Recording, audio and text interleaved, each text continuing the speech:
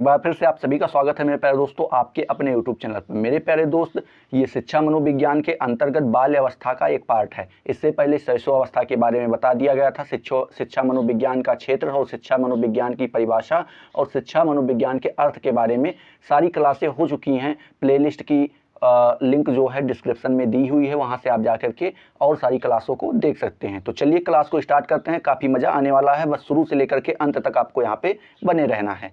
बात करें तो शैशव अवस्था को हमने कब से कब बताया था? बच्चे को पैदा होने से लेकर के 5 से 6 वर्ष के बीच की आयु जो होती है वो शैशव अवस्था होती है। उसी के तुरंत बाद कौन सी अवस्था आ जाती है मेरे प्यारे दोस्त? तो बाल्यावस्था आ जाती है।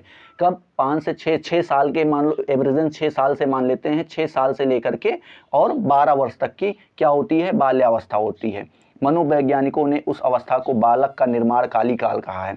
मतलब जो मनोवैज्ञानिक लोग हुए हैं उन्होंने बताया है कि जो यह अवस्था होती है 6 से लेकर 12 तक के बीच की, यह बालक के निर्माणकारी, मतलब बालक को काफ़ी ज़्यादा इसमें काफ़ी अच्छे से किसी चीज़ को ग्रहण कर पाता है और काफ़ी अच्छे से अपने आप को इम्प्रूव कर पाता है। कब? 6 से 12 यानी बाल्यावस्था के बारे में बात कर रहे हैं। ठीक है, चलिए बात करें। सामान्यतः सभी मनोवैज्ञानिकों ने लगभग 6 वर्ष से 12 वर्ष की आयु के बीच की आयु को बाल्यावस्था माना है। ठीक है, तो सारे लगभग, मतलब 2-4 को छोड़ के, एक्सेप्शन है उनको छोड़ करके, और अधिकतर वैज्ञानिकों ने 6 साल से लेकर के और 12 साल के बच्चे के बीच की जो आयु होती है 6 से 12 तक की, इसको ही बाल्यावस्था माना है।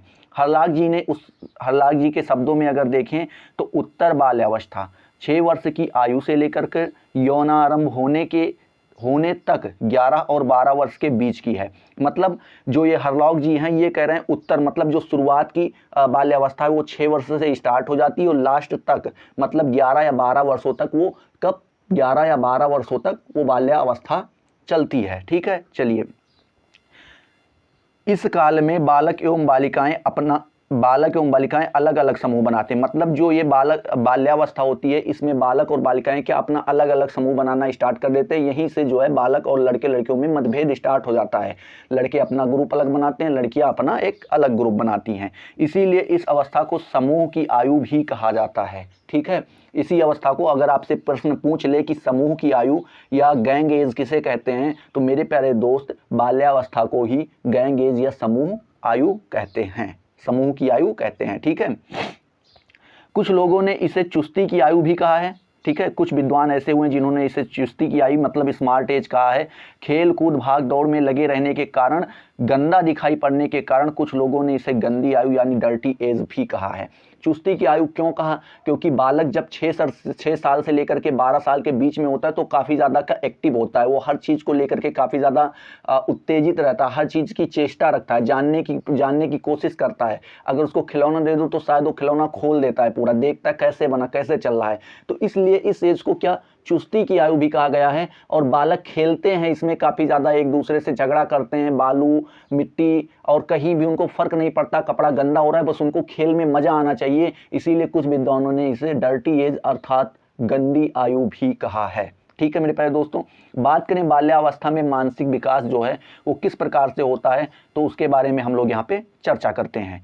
तो अगला जो टॉपिक है मानसिक विकास, इसमें देख लेते हैं। मानसिक विकास का तात्पर्य समझने मतलब किसी चीज़ को समझने, स्मरण करने मतलब ग्रहण करने, मतलब कोई चीज़ को सीखने, विचार करने मतलब कोई चीज़ अगर उसके सामने रखी जा रही तो उस पर वो विचार करेगा 1 मिनट के लिए, समस्या का समाधान करने, ध्यान लगाने की शक्ति, प्रत्यक्ष ज्ञान, रुचि, जिज्ञासा, निर्णय, चिंतन आदि से है। ठीक है, तो हम अगर देखें मोटी मोटा जो मानसिक विकास का जो मेन उद्देश्य होता है, जो मेन पर्पज़ होता है, उसको हम किस तरीके से ले सकते हैं, तो उसको ले सकते हैं बालक के स्मरण करने से, उसके विचार करने से, समस्या का समाधान करने से, ध्यान लगाने से, प्रत्यक्ष ज्ञान, रुचि, जिज्ञासा, निर्णय, चिंतन आदि के आधार पे हम मानसिक विकास को पढ़ सकते हैं। ठीक है, इसी के परिप्रेक्ष्य में क्रो जी ने लिखा है। उन्होंने कहा है जब बालक लगभग 6 वर्ष का हो जाता है तब उसकी मानसिक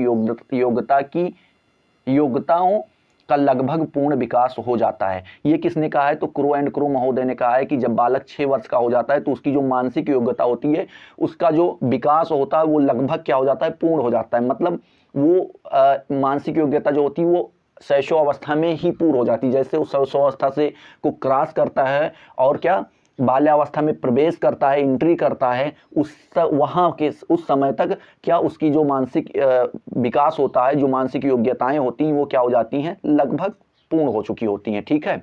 बात करें छठे वर्ष में बालक सरल प्रश्नों के उत्तर दे सकता है। जब बालक 6 वर्ष का हो जाता है तो वो सरल प्रश्नों का, तुम्हारे मामा कौन है, या इन सब टाइप से, या फिर पूछो कोई प्रश्न जो उसको कहानी में आपने बताया है, तो उन छोटे छोटे प्रश्नों को वो बता सकता है। ठीक है। जो आपने उसको याद करवाया, जो चीज़ उसको पढ़ाई है आपने शैशव अवस्था में, उन सभी प्रश्नों के, छोटे छोटे प्रश्नों के क्या वह बालक उत्तर दे सकता है।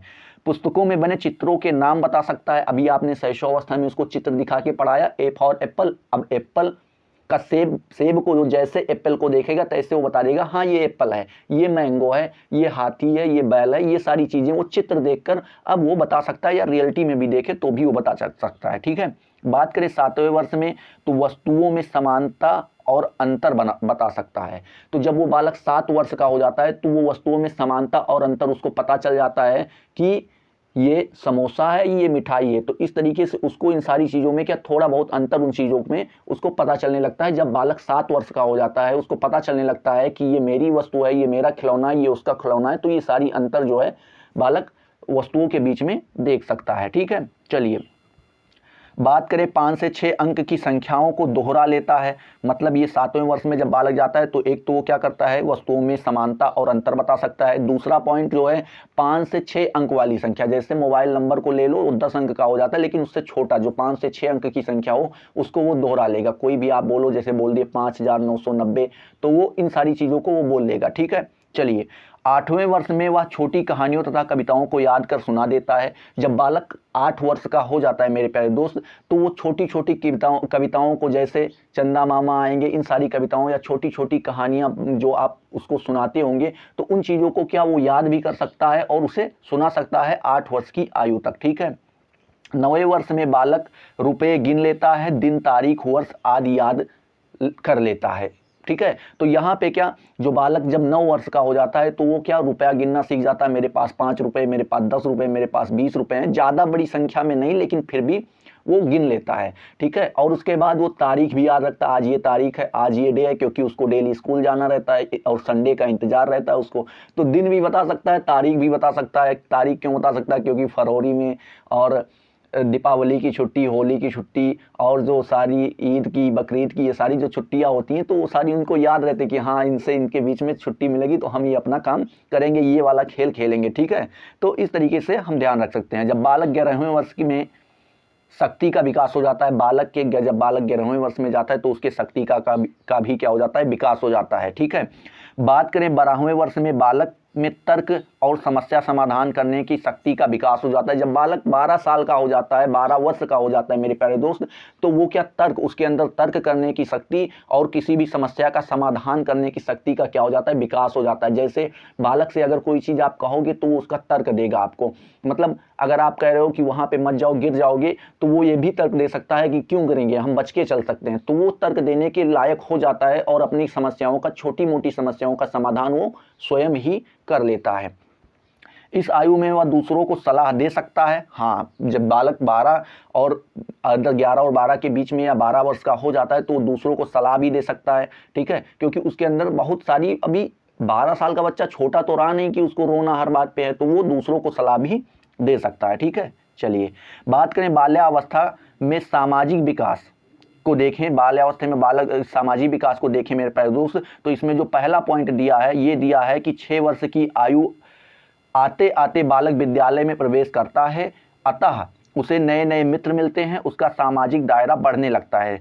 तो इसमें जब सामाजिक विकास के अंतर्गत देखें मेरे प्यारे दोस्त, तो जब बालक 6 वर्ष की आयु में आ जाता है तो उसको विद्यालय या स्कूल में क्या दाखिला मिल जाता है। अब वहाँ पे एक बच्चे तो पढ़ नहीं रहे हैं, कम से कम 100-50 बच्चे पढ़ रहे होते हैं। तो वो क्या हो जाता है, अब धीरे धीरे करके वो समाज से जुड़ने लगता है, सामाजिक दायरे में आ जाता है, उन बच्चों को देखता है, मिलता है, उनसे मित्रता करता है। तो अब वहाँ से वो उसका सामाजिककरण क्या हो जाता है, स्टार्ट हो जाता है। ठीक है। चलिए पॉइंट अगला जो दिया है वह, एक मिनट, अब वह किसी समूह का सदस्य बनता है जिससे उसमें उत्तरदायित्व सहनशीलता की भावना का विकास होता है। अब जब स्कूल में गया तो वो कोई किसी न किसी ग्रुप में अपनी सदस्यता हाजिर करेगा, किसी न किसी ग्रुप में जुड़ेगा, अपने 2-4 दोस्त बनाएगा या खुद का ग्रुप बनाए तो उसमें एक सदस्य के रूप में हो जाता है। तो उसके अंदर उत्तरदायित्व मतलब अपने किरदार को मतलब ऐसे कि किसी को ठेस ना पहुंचे, हमें इनसे मिले रहना है, तो वो अपनी उत्तरदायित्व को निभाता है। उसके बाद क्या, उसमें सहनशीलता मतलब अगर कोई बालक चिढ़ा रहा है, चिकोटी काट रहा है या फिर कुछ ही चुटकी उटकी अगर कुछ भी काट रहा है, उसको मार भी दे रहा है, तो उसके अंदर थोड़ी बहुत सहनशीलता धीरे धीरे करके आने लगती है। ठीक है, ये किसके अंतर्गत पढ़ रहे हैं, तो हम तो सामाजिक विकास के अंतर्गत पढ़ रहे हैं। किसके, तो बालक के, बालक की बाल्यावस्था की। बाल्यावस्था कब से कब तक होती है मेरे प्यारे दोस्तों, 6 वर्ष से लेकर के 12 वर्ष तक होती है। इन चीज़ों को दोहराते रहिए जिससे कि ये सारी चीज़ें आपके दिमाग में बनी रहें और आप अच्छे से इसको याद रख सकें।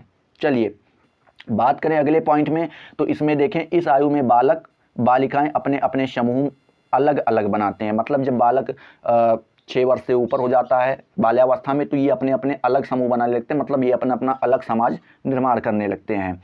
मित्रों का चुनाव वो अपनी कक्षा के सहपाठी से ही कर लेते हैं, मतलब जो उनके मित्र बनते हैं, उनके क्लास में जो उनके साथ पढ़ते रहते हैं, उनके आसपास जो बैठते हैं, उन्हीं के साथ क्या कर लेते हैं, अपनी मित्रता कर लेते हैं। ठीक है, चलिए इस अवस्था में बालक अपने शिक्षा के सम्मान तो करते ही हैं, पर अवसर मिलने पर उनका परिहास भी करता है। मतलब बालक जो होता है जब ये बाल्यावस्था में पहुंच जाता है तो ये अपने शिक्षक का सम्मान तो करता ही है, ये तो मेन पॉइंट है, मतलब हर बालक करता है। लेकिन अगर शिक्षक कहीं पे गलत भी हो जाता है तो उस चीज़ को क्या, उस चीज़ को टोकते भी हैं, उस चीज़ का परिहास भी करते हैं। ठीक है, चलिए इस आयु में बालक आनंद पूर्वक खेलों में रुचि लेते हैं जिससे उनमें सामाजिकता की भावना विकसित होती है।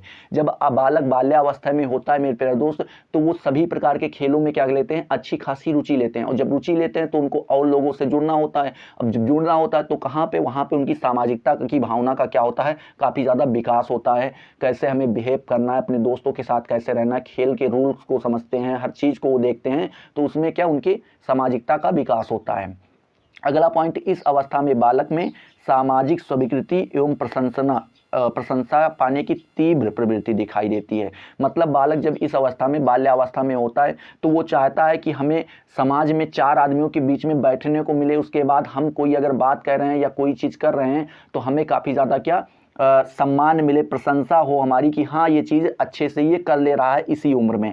तो वो काफ़ी ज़्यादा अपने आप को चाहता है कि हमें प्रशंसा या फिर सम्मान मिले और वो समाज का एक हिस्सा बन सके। ठीक है, ये सारी चेष्टा उसके दिमाग में आने लगती हैं। 8वां पॉइंट जो है बोल रहे हैं कि क्रो ने लिखा है कि 6 वर्ष से 10 वर्ष तक बालक अपने वांछनीय और अवांछनीय व्यवहार में निरंतर प्रगति करता है। वह बहुधा उन्हीं कार्यों को करता है जिनके किए जाने पर उसे कोई उचित कारण नहीं जान पड़ता है। मतलब वो बोल रहे हैं कि बालक जो है जब 6 से वह 10 वर्ष के बीच में होता है तो वो क्या करता है, उन्हीं कार्यों को करता है, मतलब उन्हीं कार्यों को करने का प्रयास करता है जिनका कोई उचित कारण जान ना पड़े, जिससे किसी को दूसरे को प्रभाव ना पड़े और उनका काम भी हो जाए। तो इस चीज़ों को करने का वो प्रयास करने लगते हैं। कौन, बालक, ये किसने कहा है, क्रो ने लिखा है। ठीक है, चलिए बात करें तो बालक के संवेगात्मक विकास के बारे में देख लेते हैं, इमोशंस के बारे में, कि बालक का संवेगात्मक विकास, इमोशन डेवलपमेंट कैसे होता है। बात करें पॉइंट नंबर 1, तो इसमें लिखा है कोल और ब्रूस ने बाल्य अवस्था को संवेगात्मक विकास का अनोखा काल कहा है। ठीक है, तो किसने कहा है, कोल और ब्रूस ने। आपसे प्रश्न पूछ सकता है कि संवेगात्मक विकास का अनोखा काल किसने कहा है बाल्यावस्था को, तो आपको बताना रहेगा कोल एंड ब्रूस ने इस चीज को कहा है। ठीक है, चलिए पॉइंट नंबर 6 अगला पॉइंट जो कह रहा है कि 6 वर्ष की आयु में बालक को अपने भय और क्रोध पर नियंत्रण हो जाता है, अर्थात बालक में संवेगों की शिष्टता आ जाती है। मतलब जो बालक होता है जब वो कब 6 वर्ष की आयु में पहुंच जाता है, जब वो बाल्यावस्था में प्रवेश कर लेता है तो उसको भय और क्रोध पर नियंत्रण हो जाता है। हर बात को लेकर के ना तो वो डरता है और ना ही हर बात को लेकर के वो क्रोध करता है, अर्थात बालक में संवेग में शिष्टता आ जाती है। मतलब उसके इमोशन जो होते हैं वो उसके नियंत्रण में आ जाते हैं। ठीक है, अगला पॉइंट जो है मेरे प्यारे दोस्तों वो कह रहा है कि अब वह अपने संवेगों को माता पिता, शिक्षक तथा बड़ों के सामने संवेगों को प्रकट नहीं होने देता। मतलब वो कह रहे हैं कि जो उसके अंदर इमोशंस होते हैं, जैसे अगर कोई डांट दे रहा है तो वो तुरंत अपने सभी माता पिता शिक्षक किसी के भी सामने क्या प्रकट नहीं होने देते। ना तो उस चीज़ को लेकर के तुरंत क्रोधित हो जाते हैं और ना ही रोना स्टार्ट करते हैं। वो धीरे धीरे अपने आप पे, अपने इमोशंस पे क्या कंट्रोल पा जाते हैं। इसी के परिप्रेक्ष्य में क्रो एंड क्रो का विचार है। उन्होंने कहा है बाल्यावस्था में संपूर्ण वर्षों में संवेग को अभिव्यक्ति में निरंतर परिवर्तन होते रहते हैं। मतलब जैसे जैसे बालक बाल्यावस्था में भी बड़ा होता जाता है, 6 वर्ष, 7 वर्ष, 8 वर्ष, 9 वर्ष, 10 वर्ष, 12 वर्ष तक जब तक जाता है तो धीरे धीरे क्या होता रहता है, इसके संवेग यानी इमोशन में इंप्रूवमेंट होता रहता है। ठीक है, ये किसने कहा? ये क्रो एंड क्रो ने कहा है। अगला पॉइंट जो है, इस अवस्था में बालक के माता पिता तथा अभिभावक यह कहते रहते हैं कि तुम बड़े हो गए हो, बच्चे जैसा व्यवहार मत करो। तो जब बालक 6 वर्ष से ऊपर चला जाता है, बाल्यावस्था में प्रवेश कर जाता है, तो अगर कोई बात, वो कोई ऐसा काम कर देता है जिससे कोई नुकसान हो जाता है या रोने लगता है या फिर कोई ऐसा काम करता है जिससे दूसरे को हानि पहुंचती, तो वो लोग उसे इस चीज़ पे ज़्यादा बल देते हैं कि भाई तुम बड़े हो गए हो, क्या कर रहे हो, ऐसा करना चाहिए तुमको, तुम्हें समझ में नहीं आता। तो ये सारी चीज़ें क्या हो जाती हैं, जब बालक बाल्यावस्था में पहुंच जाता है तो मेरे प्यारे दोस्त, वहाँ पे माता पिता अभिभावक जो बड़े लोग होते हैं वो उस बालक को इसी तरीके से कहते हैं कि तुम बच्चे नहीं रहे, अब बड़े हो चुके हो। ठीक है, चलिए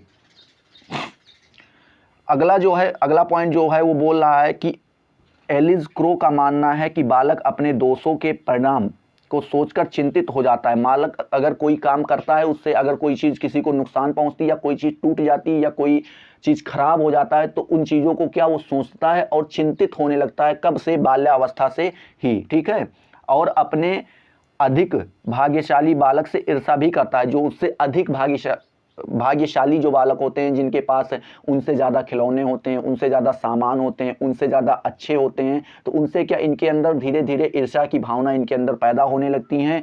वह अपने प्रति परिवार के सदस्य के व्यवहार को कठोर मानता है, क्योंकि उसके विचार से वे उसके कार्यों को समझ नहीं पाते। मतलब जो उसके परिवार के सदस्य होते हैं, वो जो उसको समूह बातें बताते हैं, तो उन चीज़ों को ये कठोर लगता है। इनको लगता है यार क्यों बता रहे हो ऐसे, मतलब अगर हर कोई चीज़ बता रहा है कि ये मत करना, तुम वहाँ मत जाना, तो उसको ये चीज़ें बुरा लगती हैं, क्योंकि वो सोच रहा है, बालक अपने हिसाब से ये सोचता है कि हमारे जो मन में चल रहा है, ये लोग उस चीज़ को समझने की कोशिश नहीं कर रहे हैं, मेरे परिवार वाले, इसलिए क्या उसको इन चीज़ों से बुरा लगने लगता है। ठीक है, चलिए बात करें कि बाल्यावस्था में शिक्षा का स्वरूप क्या है मेरे प्यारे दोस्त। तो वीडियो काफ़ी तेज ले चल रहे हैं, उसके लिए सॉरी, क्योंकि टाइम थोड़ा कम है और वीडियो को पूरा ज़रूर करना है, वीडियो पढ़ना भी है, तो थोड़ा स्पीड ज़्यादा है, उसके लिए क्षमा चाहेंगे। अगले वीडियो में ठीक ठाक स्पीड में चलेंगे।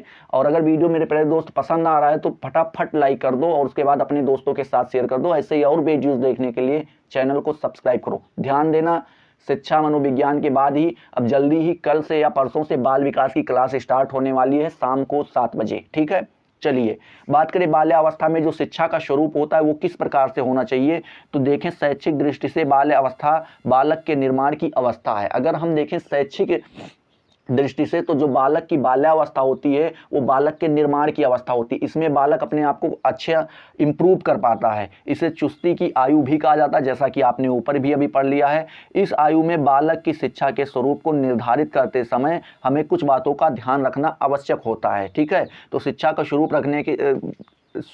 स्वरूप तय करने या निर्धारित करने के लिए हमें किन किन बातों पर ध्यान रखना चाहिए, इन चीज़ों को हम देख लेते हैं।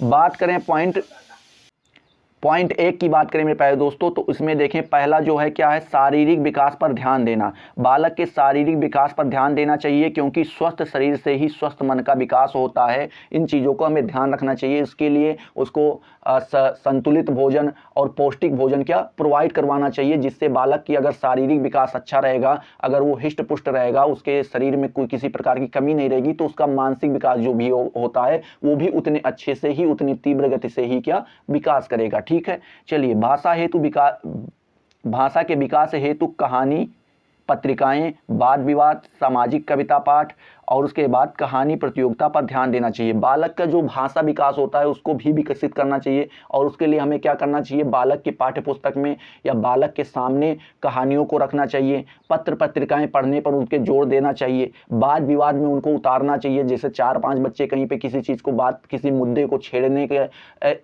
आप ही खुद छेड़ने का प्रयास करें, जिसपे वो अपना विचार व्यक्त कर सके और वो काफ़ी ज़्यादा अच्छे से उन चीज़ों को व्यक्त कर सके। इसके लिए सामाजिक कविता पाठ पढ़ानी चाहिए। जैसे इन चीज़ों को पाठ्यक्रम में जोड़ना बहुत ही आवश्यक होता है, जैसे कहानी, कविता, पाठ, इन सारी चीज़ों को। और उसके बाद कहानी प्रतियोगिता पर भी ध्यान देना चाहिए। ठीक है मेरे प्यारे दोस्त, चलिए पॉइंट नंबर 3 जो है, पाठ्यक्रम बालक की रुचि, आवश्यकता एवं उनके जीवन से संबंधित होना चाहिए। जो पाठ्यक्रम का निर्धारण हो बालक का, वो उसकी आवश्यकता, उसके रुचि से संबंधित, उसके जीवन से संबंधित होना चाहिए। ऐसा नहीं कि बालक कुछ बनना चाहता है, बनना टीचर चाहता है और तुम उसको पढ़ा रहे हो डॉक्टर की। तो इस तरीके से उसका जो पाठ्यक्रम है उसके रुचि के अनुसार होना चाहिए। उसकी आवश्यकता को देखकर हमें उसके पाठ्यक्रम का निर्धारण करना चाहिए, जिससे उसके जीवन से वो संबंधित भी हो। ठीक है, पॉइंट नंबर जो 4 है, ये बोल रहा है शिक्षण विधि जो होनी चाहिए वो Montessori, kindergarten, basic, project, Dalton, खेल तथा स्व अनुभव के पर आधारित होनी चाहिए। ये सारे जो पॉइंट है ये आगे चल के एक एक टॉपिक बनने वाले हैं, आपके एक एक वीडियो बनने वाले हैं। ये Montessori, kindergarten, basic, project, Dalton, ये सारी चीज़ें जो हैं एक शिक्षण विधि हैं। इनके बारे में हमें एक बृहद रूप से चर्चा करना पड़ेगा, तभी इन चीज़ों को आप अच्छे से समझ पाएंगे, रिलेट कर पाएंगे। तो चलिए इसको आगे चल के हम फिर कभी चर्चा करेंगे। पॉइंट नंबर जो 5 है वो बोल रहा है खेल तथा क्रिया द्वारा किया जाने वाला कार्य बालक के शारीरिक, मानसिक तथा सामाजिक विकास में सहायता होता है। मतलब बालक के शिक्षण विधि में खेल ओल को भी क्या शामिल करना चाहिए। ठीक है, जिससे बालक क्या हो जाता है, उसके शारीरिक विकास होता है। अगर वो कोई काम करेगा और क्या अच्छे से खेल रहा है तो उसका शारीरिक विकास, और शारीरिक विकास के साथ मानसिक विकास भी होता है उसका, और उसके साथ सामाजिक विकास भी होता है। कोई खेल है अगर खेलेगा तो उसके शरीर पे प्रभाव पड़ेगा। अब उसके बाद मानसिक विकास क्या, इसके बाद उसको कौन सा स्टेप चल रहा है, ये मानसिक प्रभाव पड़ रहा है। उसके बाद सामाजिक विकास, मतलब अपने दूसरे प्लेयरों के साथ, वहाँ पे खड़े लोगों के साथ कैसा व्यवहार करना चाहिए, ये उसका सामाजिक विकास चल रहा है। ठीक है, तो इससे बालक काफ़ी ज़्यादा लाभान्वित होता है। बात करें 6 नंबर पॉइंट की, तो 6 नंबर पॉइंट में है जिज्ञासा प्रवृत्ति के प्रोत्साहन हेतु नई नई लाभप्रद बातें सिखाई जानी चाहिए। बालक को जिज्ञासा के बालक को इस तरीके की बात बतानी चाहिए जिससे उसको लाभ उसमें दिखाई पड़े, उसका इंटरेस्ट जेब में बढ़े। तो इन सारी चीज़ों को बात करना चाहिए। पॉइंट नंबर 7 जो है, पर्यटन एवं क्या स्काउटिंग की व्यवस्था भी की जानी चाहिए। मतलब बालक के लिए टहलाने घुमाने का काम भी स्टार्ट होना चाहिए। और उसके बाद क्या, उसके स्काउटिंग, मतलब बाहर ले जाकर के स्काउटिंग वगैरह तो जानते होंगे आप लोग, मोबाइल में देखते होंगे, तो उन सारी चीज़ों की भी व्यवस्था की जानी चाहिए। मेरे प्यारे दोस्त, अगर यह वीडियो पसंद आए तो वीडियो को लाइक करो, चैनल को सब्सक्राइब करो। ऐसे ही और वीडियोस देखने के लिए चैनल को फिर से सब्सक्राइब करो, मतलब सब्सक्राइब हो तो अनसब्सक्राइब मत कीजिएगा। ठीक है, तो मिलते हैं अगले वीडियो में नए टॉपिक, नए जोश के साथ। तब तक के लिए जय हिंद, जय भारत।